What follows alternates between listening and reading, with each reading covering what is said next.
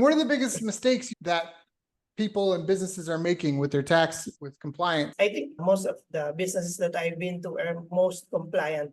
The tax, it's such that they are first doing it by themselves.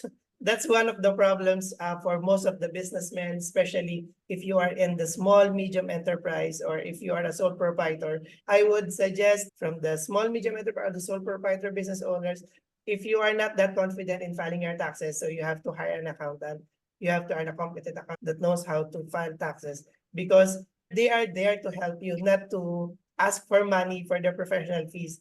If they come in with your business and you have already the problems there for Right. the taxes, like the IRS is already chasing you, it will be hard for them to recover. It's better to hire a knowledgeable or professional accountant than to do it yourself, than to have a problem later on.